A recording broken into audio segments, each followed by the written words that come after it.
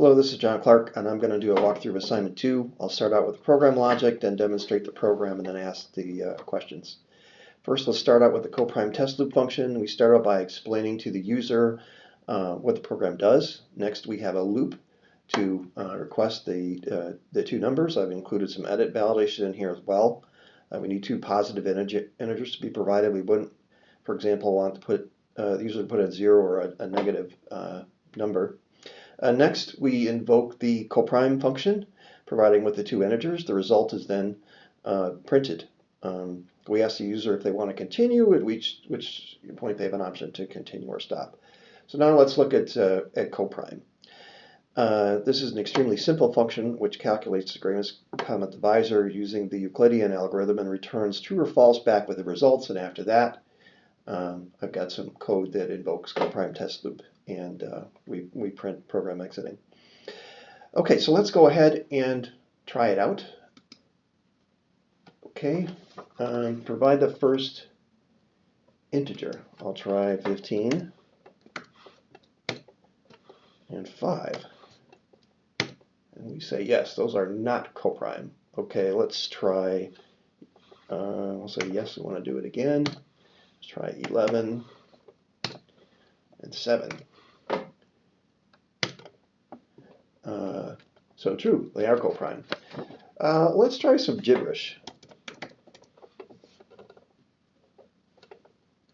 Oh, so I'm going to say I'm continue first. Okay, gibberish.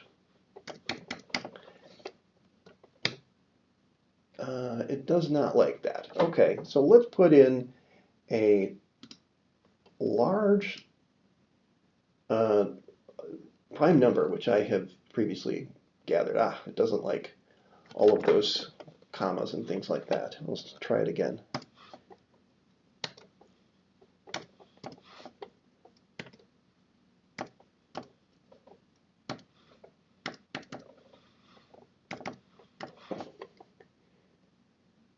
Okay, and we'll just have something simple like 20. And it says the numbers are coprime. So it works. I don't want to execute anymore. Okay, as to the questions, how efficient is it? I use the most efficient variation of the Euclidean algorithm I could find. The key advantage of that algorithm is it can determine GCD without having to compute the prime factors, which becomes particularly important if the numbers are very large. Factorization of large numbers is computationally expensive, which forms the foundation for public key cryptography, actually.